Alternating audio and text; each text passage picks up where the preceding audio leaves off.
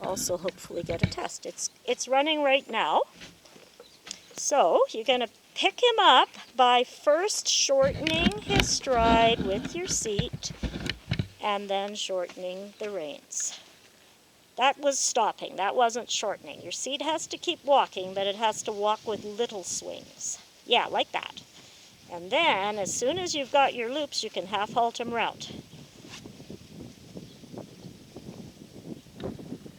Less kicking and more of a seat swing. Yeah, that's right, that's right. Straight neck. And then off you go in trot as soon as you can ride him forward. You have to be able to ride him forward into the connection, and then you trot on. And then while you're trotting, you need to check that you can shorten his stride and lengthen his stride without anything changing in the bridle. And right now he's above the bit, so you need to shorten his stride until he feels good. Get your weight into the right foot, your left shoulder back, and then now you can go forward, right? Do you feel the moment where he suddenly says, oh, okay, I'm not going to push up anymore. That's too much leg work. And then you ask him to go forward, and if he pushes up again, he still hasn't gone forward, ask him. And you'll get penalties for knocking over my cones. That's it. Get posting off the right foot. Yeah, how does he feel in the bridle? Does he feel soft enough to go forward? No.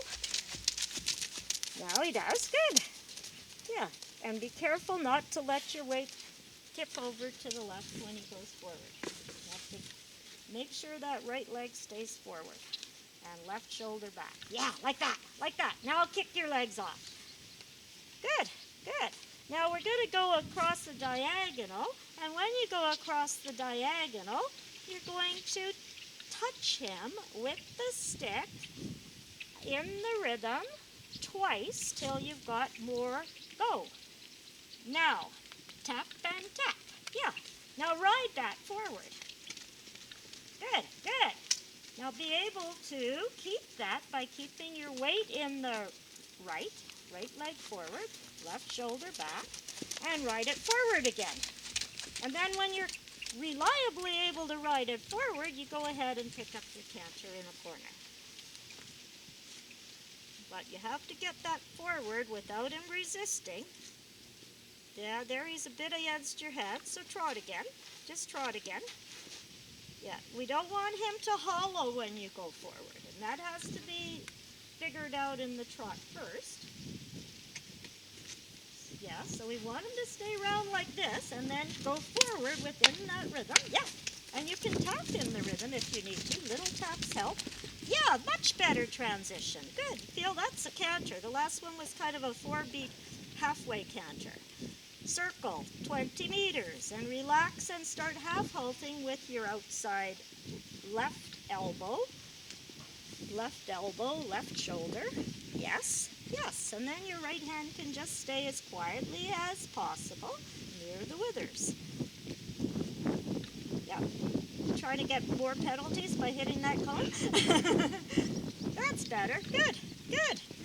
Very nice right canter. Now, when you go back to trot, I want you to start riding trot. Get your left shoulder back and control the trot from the first step. Yeah, other diagonal, otherwise not bad. So you got way more trot after the canter, don't you? Yeah. You've got to control that.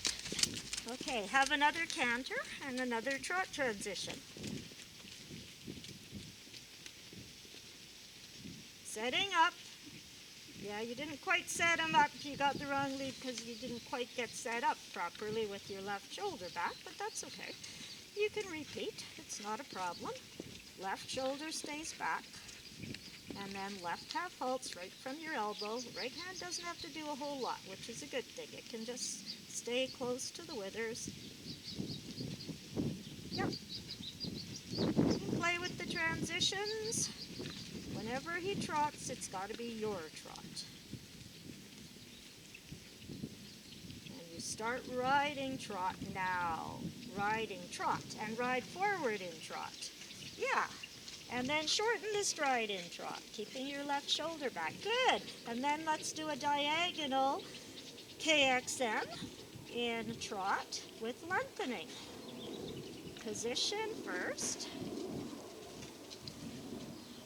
And then leg off and go, and go, and go, and go, and go. And now come back.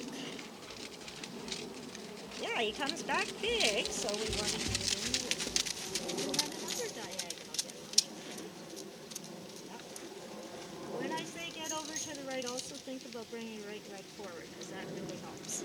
Right leg forward. Kick it forward. And then quietly back. Yeah, come down the center line. And shorten the stride. And don't halt, but just shorten it. Now lengthen it again. Super. Track left. Left shoulder back. Right leg forward. Doesn't matter which way you're going. That's always the correction. Yeah. Yes. Beautiful. Okay, shorten the stride but not slow down in the corners, and then another diagonal FXH. Left shoulder, right leg forward. Left shoulder back, right leg forward. Kick with it forward, and then kick your left leg off, and go, and go. And shorten, left shoulder. Yeah. Okay, just play with that a little bit going down the rail, and then we'll canter the other way. And just change rein so you can pick up the left canter. That's coming. Yeah, that's right. You're getting the hind leg. You're not getting a great big push, but you're getting a push. Do you feel it? Good. So you need that push just before your canter transition. Right leg stays at the girth. Don't let it go too far back, or else you're going to lose your weight there. What you can do to get him a little bit more through is make sure your left thigh goes in the thigh block. Yes. Left thigh up in the thigh block. Super, super, super. Left thigh pushes up in the thigh block. Then you connect them to the right rein. Good, Jennifer. Good. Now we want a trot transition where you don't stop riding canter, but start riding trot, and it's your trot. So take your time. Ride trot. And go in trot. And shorten in trot. And then go in trot. Good, and shorten in trot. And then do a diagonal with about 5 go steps in the middle. Get your weight over first. And it's always right leg forward. Doesn't matter which way you're going. That's starting to show a little difference. Good job. Good. And then a nice balance transition back to walk, so you can have a break before we... that wasn't good. Keep going. That was slamming on the brakes. So trot again. I know you're tired, but we don't want to teach him it's okay to do that. So then you shorten the stride, but keep him light and forward until he walks without diving. Yes. Now you can give him the reins. Good job, Jen. We're so accustomed to doing sitting trot with Lexi. What's that? What is the difference? Is it more tiring to do rising trot than sitting trot? More tiring? Yeah, for the rider. Not usually. No, yeah. It might be more tiring for you, Jen. I don't know, is it? Does it make you work harder?